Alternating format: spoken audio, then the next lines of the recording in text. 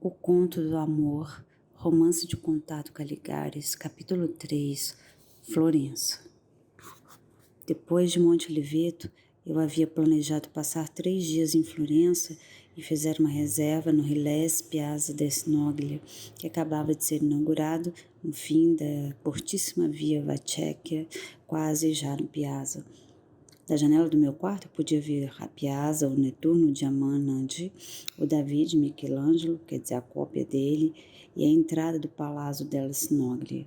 O café Rivoli estava aos meus pés, com o melhor tiramisu de Florença. Devolvi o carro à locadora em Borgo Onixante e voltei devagar, caminhando pela via della Vignova, até chegar, meio por acaso, ao Palazzo Strozzi. Decidi entrar e subir as escadas até o Instituto Nazionale di Studi sul Rinascimento. Minha única visita ao instituto tinha sido 35 anos antes, com um amigo que estudava história. Ele pesquisava os dias da Savonarola em Florença, enquanto eu tinha uma simpatia difusa pelos livres pensadores dos séculos 17 e pelos séculos 16 e 17, os que escondiam inconfessáveis cumplicidades com a reforma protestante. Viemos porque ele procurava alguns documentos específicos que, aliás, não achou, e eu queria apenas consultar o catálogo e enfiar o nariz em textos originais que não tivesse encontrado na biblioteca da minha universidade. Abri a porta sem bater, como mandava o pequeno aviso. A sala era coberta de estantes com os volumes para consulta rápida e frequente, enciclopédias, bibliografias, histórias gerais, etc. Num canto havia uma escrivaninha. Ao lado dela, operando uma fotocopiadora, estava um jovem negro. Cumprimentei-o com um aperto de mão e me apresentei. Bom dia, estou pesquisando a arte naciana do século XVI, Sodoma em particular. Ele me interrompeu num italiano correto e quase sem sotaque. Sou só assistente do bibliotecário. Ele saiu um momento, se você quiser esperar. Esperei. O bibliotecário apareceu em 5 minutos. Era um homem mais ou menos da minha idade e me gratificou com um largo sorriso. Repeti a pergunta e acrescentei. Estou interessado nos acidentes de Sodoma, em seus ajudantes. Conheço os que estiveram em mais evidência, claro, mas queria saber se há alguma pesquisa, mesmo em curso, sobre os auxiliares menores, em particular os da época em que ele pintou os afrescos de Monte Oliveto Maggiore. O homem coçou o queixo e disse, olhe, você sabe, somos sobretudo uma biblioteca de história das ideias. Tem pouca coisa aqui sobre a história da arte. Os pesquisadores que frequentam nossa biblioteca são sobretudo filósofos ou historiadores do pensamento. Certo, respondi. Eu mesmo já estive aqui quando me interessava pelos pensadores heréticos ou suspeitos de heresia dos séculos XVI e XVII, que na verdade são a minha especialidade. E eram, de fato, a minha especialidade na época. Ele continuou. Sabe onde você deveria procurar? A grande biblioteca da história da arte aqui em Florença. É a do Kunsthistorisches Institut, que fica na Via Gusti, perto da Piazza del Santissima Annunziata. Conheço a praça. Pois é, a biblioteca fica no número 44 ou 46 da Via Gusti e você também pode consultá-la online, quer dizer, pode ter acesso ao catálogo. Eles têm um acervo impressionante da história da arte. Os pesquisadores que estiveram lá talvez possam ajudá-lo. De qualquer forma, na biblioteca do Instituto Nazionale, naquela hora, não havia pesquisador algum com o qual conversar. Só restava agradecer, cumprimentar o bibliotecário e ir embora. Deixei o Piazza Strozzi, passei na Piazza da República para um expresso no café Paskovski e segui em frente. Passei pelo Duomo e subi pela via de Servi até Piazza del Santissima Annunziata. A Piazza del Anunciata foi se formando aos poucos, à custa de muito trabalho. Começou com a construção do grande orfanato no fim do século XV por Brunelleschi e o Ospedale dell'Innoci. O edifício dos Servos de Maria na frente foi erguido um pouco mais tarde, certamente com a ideia de manter a unidade da praça. Quanto à igreja, ela continuaria destoando se não tivesse recebido bem mais tarde, no século XVII, um pórtico frontal no mesmo estilo dos edifícios que a enquadravam. O resultado é uma harmonia florentina quase perfeita, como se Brunelleschi tivesse concebido todo o conjunto. A Florença renascentista, a que importa, que tem cara de Brunelleschi, tem a cara de Brunelleschi. Poucos ornamentos, só proporções perfeitas, marcadas pela pedra cinza das colunas, dos arcos e das arquitraves, e de tudo mais em branco. Uma espécie de triunfo da simplicidade da razão, transmitindo uma sensação de lucidez. Enveredei pela via Compônia até entrar à direita na via Giusti, o com Stories Institute. Desculpa. A gente quer ler o livro, mas é muito italiano. É uma divisão do Max Planck Institute. Eles têm meios para manter uma biblioteca extraordinária, mas claro, o acesso não é imediato. Consultei o porteiro por trás do vidro. Repeti minha ladainha. Estou pesquisando. Ele não me deixou terminar. Para ter acesso à biblioteca, é preciso fazer uma carteirinha. Você tem um documento de identidade e uma carta de apresentação da sua universidade? Respondi, sem hesitar. A carta posso fazer eu mesmo, sou professor. Era uma meia mentira. Dou aulas numa universidade, sim, mas de psicopatologia clínica, que não tem muito a ver com história da arte. Eu poderia estar escrevendo uma interpretação da vida íntima de Sodoma, por que não? Há precedentes ilustres. Freud não fez o mesmo com Leonardo da Vinci? E Karl Abram também escreveu sobre Giovanni Segantini. De qualquer forma, se fosse necessário apresentar uma carta da minha universidade, provando que era pesquisador, alguém de lá mandaria uma confirmação por fax na hora, sem problemas. Bom, se o senhor tem tudo o que é necessário, pode aguardar lá, disse o porteiro apontando na direção de uma sala com uma porta de vidro, onde fez umas 10 pessoas esperarem em filas. Detesto filas, insisti. Antes disso, seria melhor eu saber se a biblioteca tem algum documento que me seja de ajuda.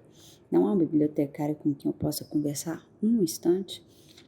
Achei melhor reforçar meu pedido, dando a entender que me preocupava com o tempo e o trabalho deles. Acrescentei. Você entende? Se eu não encontrar os documentos que estou procurando, terei dado esse trabalho de fazer a carteirinha à toa.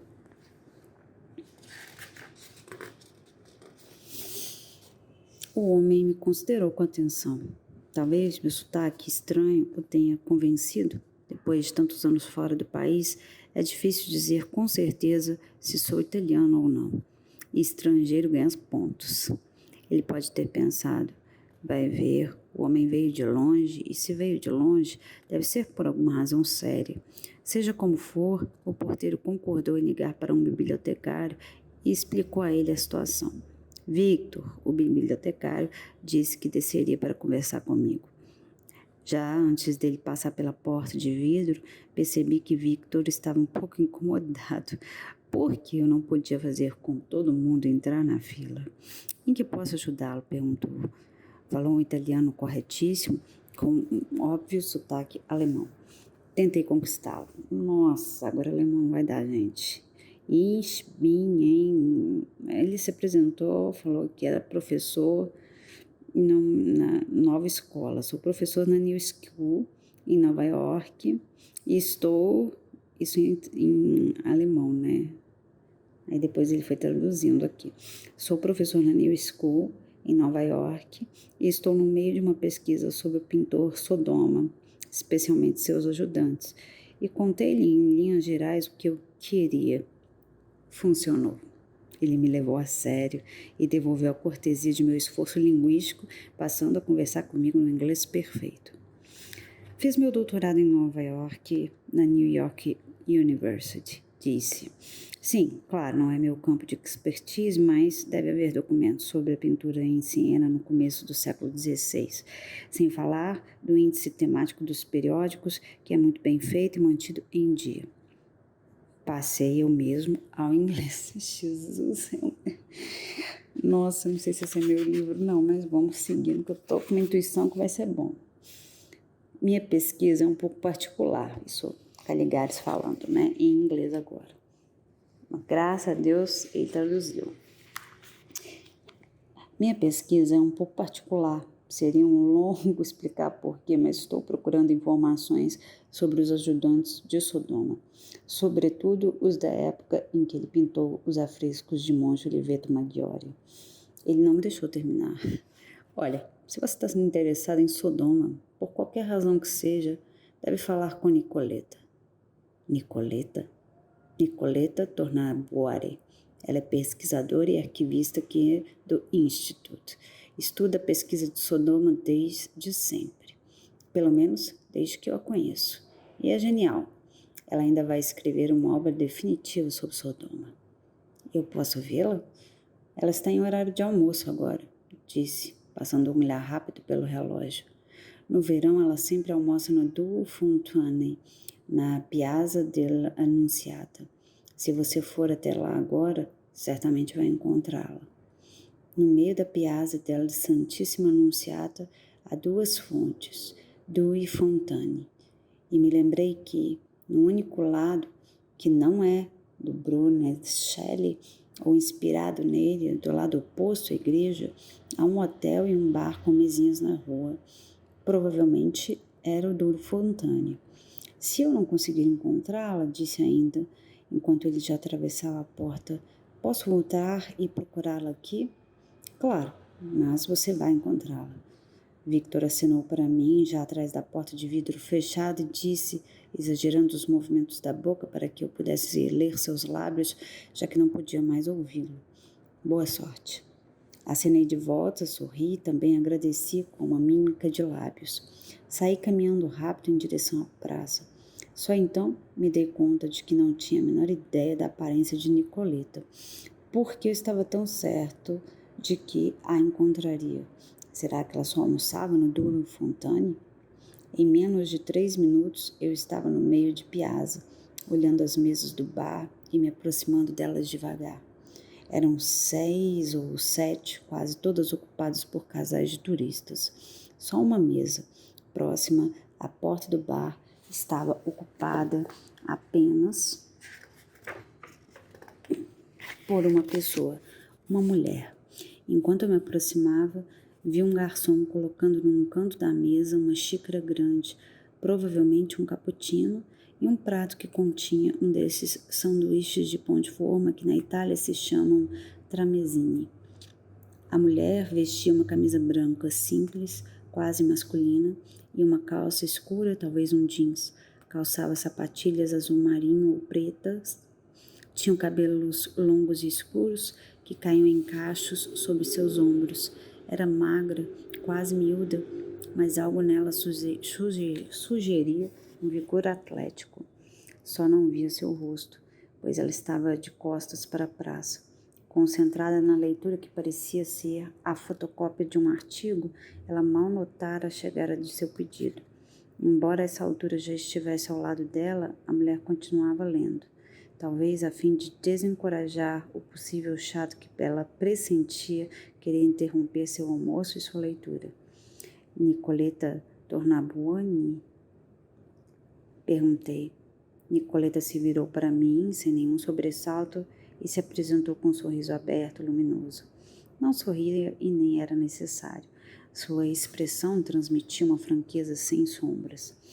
Ela não disse nada e deixou apenas que seus olhos claros me interrogassem. Eu estive agora no Institute e lá me disseram que eu poderia encontrá-la aqui. Ela continuou me olhando calada. Foi Victor. Eu estava conversando com ele, perguntando se havia documentos na biblioteca ou alguma pesquisa no instituto sobre os assistentes de Sodoma. E ele me disse que você é especialista do Sodoma no instituto e talvez não só no instituto. Desculpe incomodá-la no seu almoço. Qual é o seu nome? Ela perguntou. Carlo. Carlo Antonini, perdão. Nicoleta me estendeu a mão e indicou a cadeira à sua frente. Você é italiano ou americano?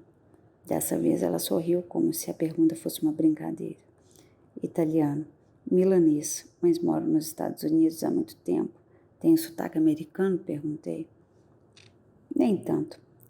Você foi traído pela sua camisa e pelos seus sapatos, disse ela, mantendo um tom brincalhão.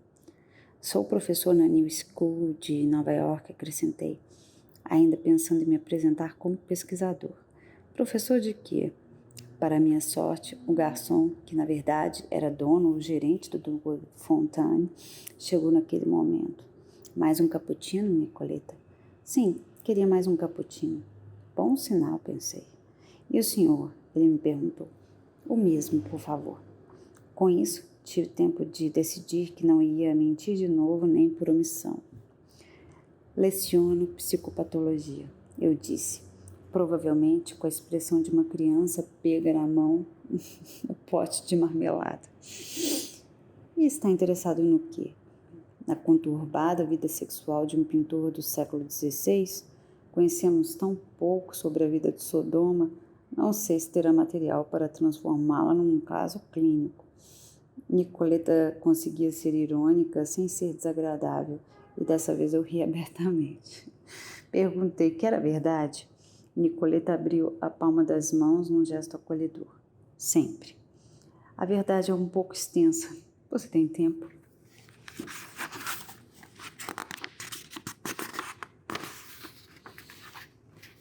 Tenho, disse Nicoleta, e apoiou o rosto nas mãos como alguém que se dispõe a escutar uma longa história. Em seus olhos, uma pitada de divertida curiosidade. Pois bem, comecei.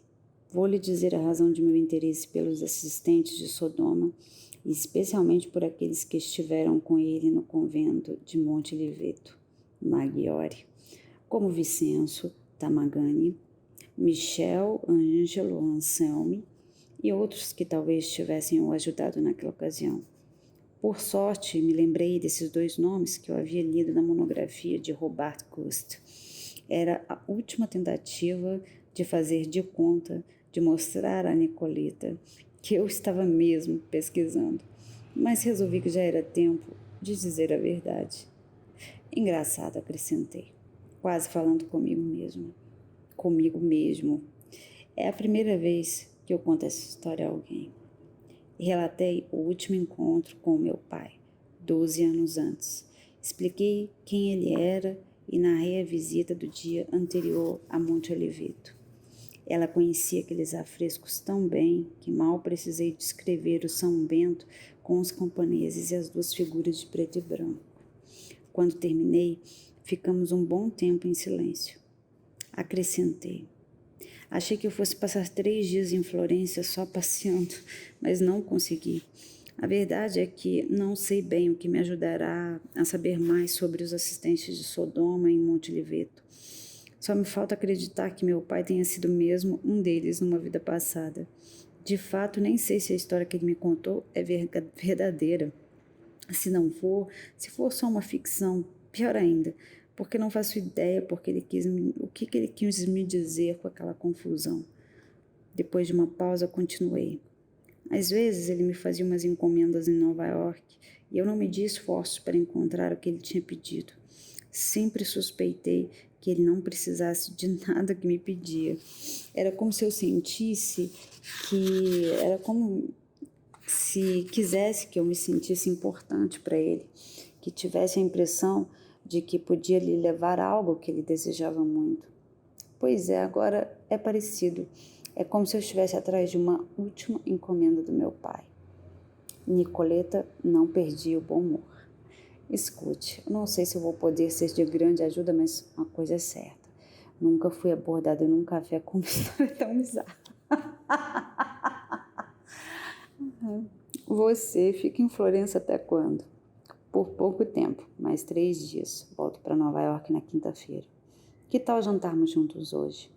É tudo que eu queria. Você conhece a trattoria del Trebbio na Villa del Beldone? Villa del Beldone? Não conheço, mas pode ter certeza que eu encontro. É melhor chegarmos cedo. Há poucas mesas na rua. 15 para as 8. Nicoleta se levantou e apertou a minha mão rapidamente para se despedir e, ao mesmo tempo, impedir que eu também me levantasse. Eu a segui com um olhar até ela desaparecer na esquina da Via Capone. Senti um estranho alívio. Não era por ter encontrado ajuda, mas por ter falado a verdade. Era a primeira vez que eu contava aquela história maluca para alguém. Pedi um tramezino, tomei outro cappuccino e antes de voltar para o hotel decidi ir até a trattoria del Trebbio, perto de Santa Maria Novella, que eu havia localizado com facilidade no mapa que carregava comigo. Reservei uma mesa para a noite e flanei um pouco pela cidade.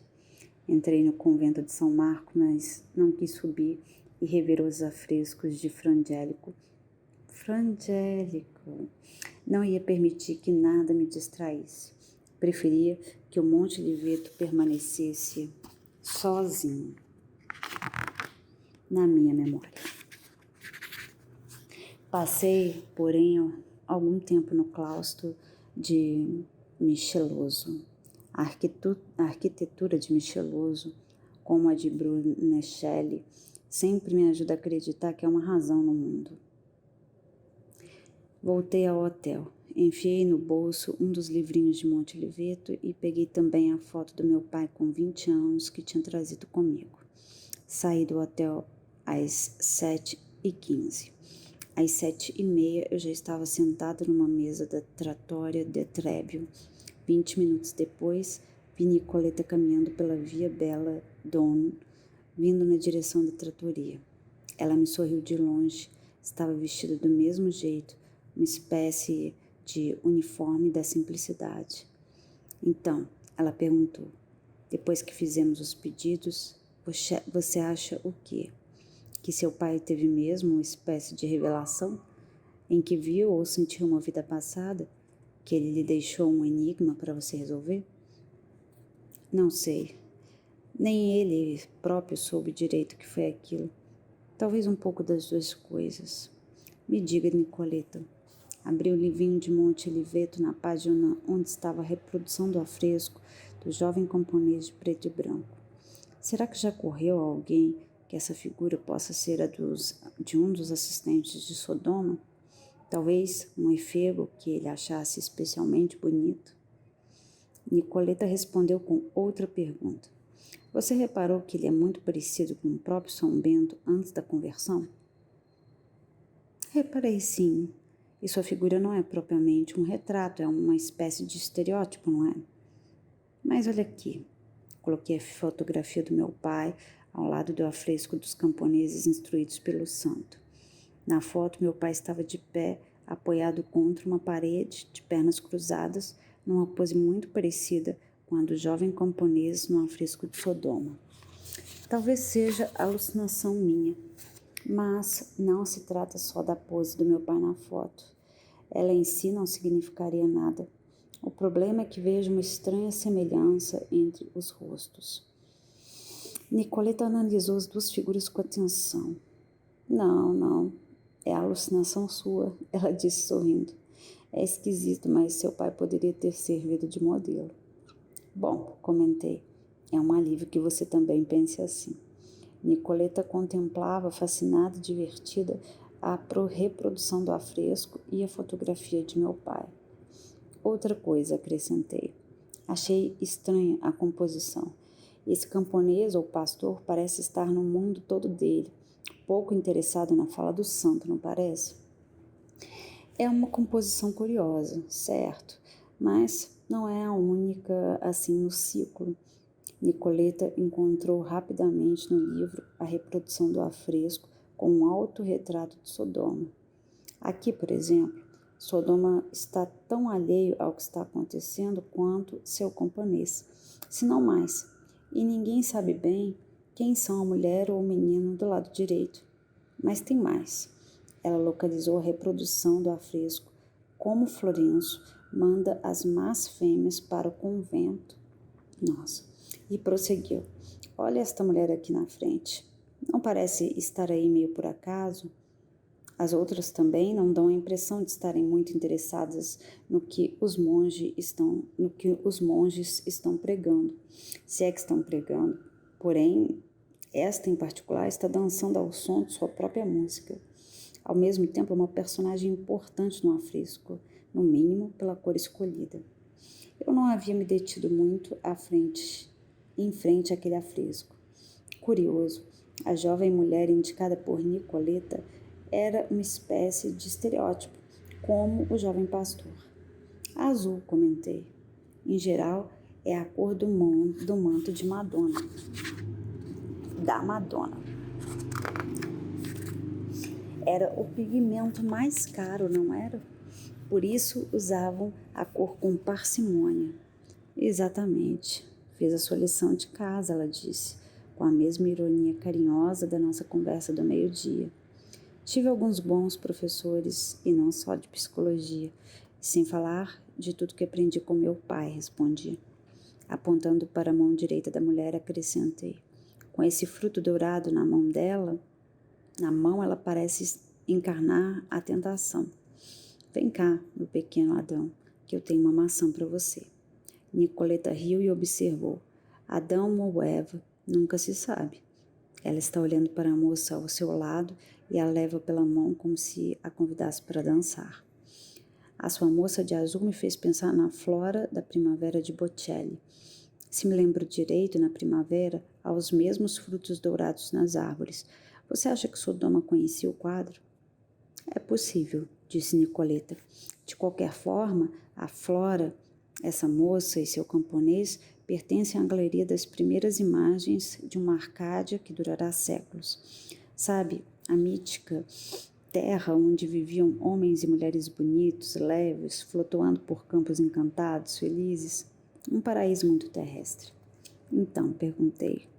Então, o outro mundo em que estão o camponês e a moça é um sonho de felicidade, distante do barulho da história, das guerras, da cidade. Um sonho antigo, tão antigo quanto as bucólicas de Virgílio, se não mais.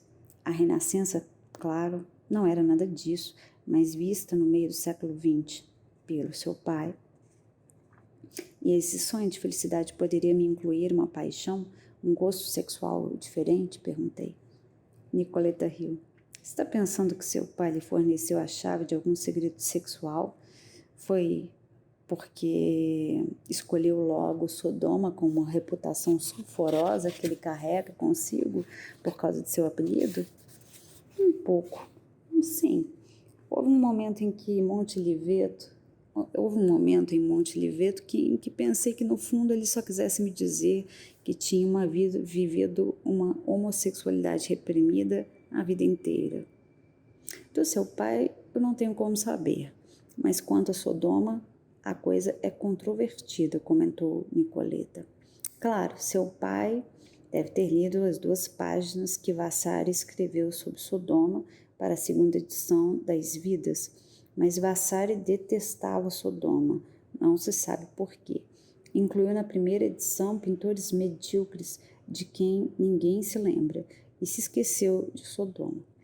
Quando escreveu sobre ele na 2ª edição, resolveu criticá-lo por ser um dissoluto e um excêntrico.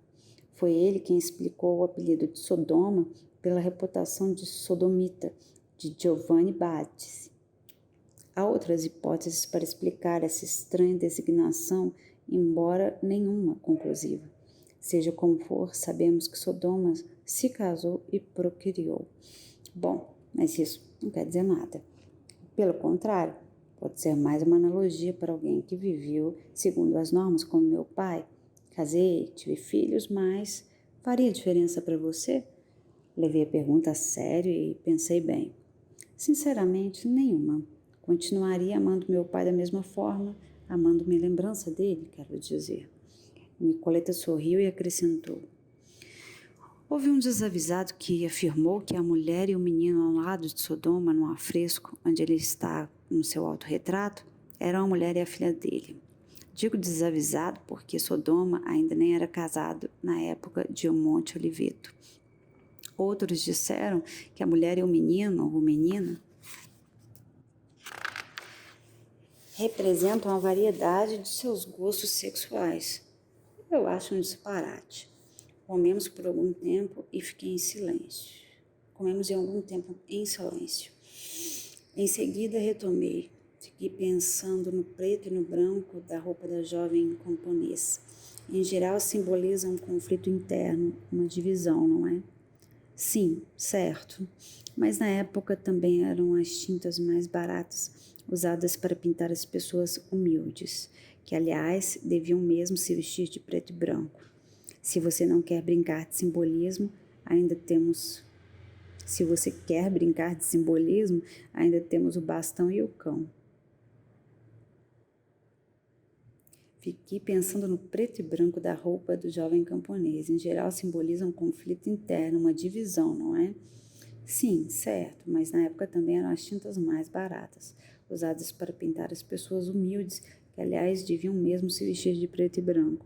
Se você não quer brincar de simbolismo, se você quer brincar de simbolismo, gente, ainda temos o bastão e o cão. Bem, aí já não sei. Na tradição cristã, o bastão do pastor ou do peregrino tem a ver com a autoridade espiritual de quem conduz pelo caminho em direção a Deus, não é isso? O que tem pouco a ver com meu pai, que certamente não era religioso. O cão também, se me lembro direito, é sobretudo o animal que guarda a porta do além. Em princípio, sim, confirmou Nicoleta. O cão não era necessariamente um símbolo de fidelidade, como é para nós hoje. Também pode ser apenas mais um elemento sugerindo a tranquilidade da vida dos campos da Arcádia. Paguei a conta e propus que tomássemos um café em Rivoli, na Piazza del Signoria. Era cedo, fomos caminhando devagar para lá. Passamos ao lado do Bastiero e descemos a Via del Casawali. Nicoleta enganchou o braço no meu e perguntou por que demorou tanto tempo para visitar Monte Oliveto. Não tenho uma resposta clara. Se eu soubesse que a encontraria e que conversaríamos assim como agora, eu teria vindo antes.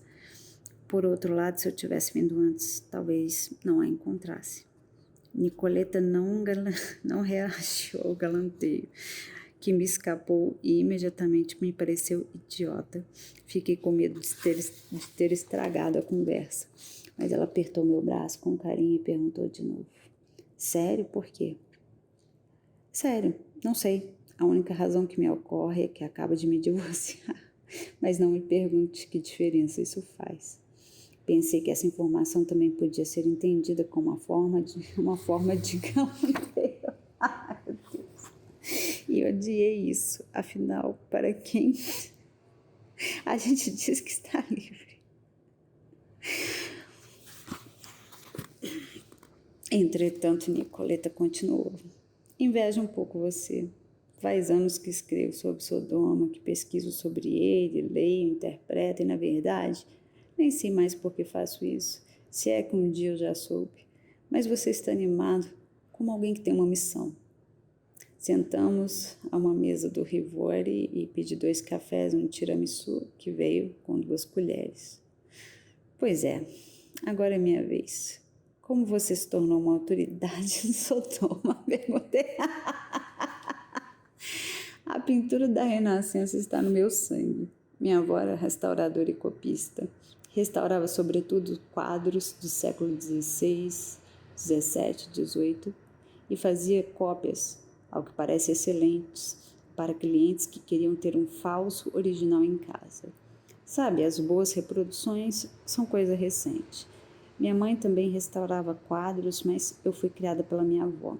Minha mãe morreu cedo, em 1974, um acidente. E você pinta? Não, não tenho jeito, eu acho. Na verdade, eu era fascinada pelos quadros que minha avó restaurava e copiava. Ela trabalhava em casa, mas não tinha vontade de pintar, nunca tentava reproduzi-los. Só olhava tudo desde criança e fazia perguntas.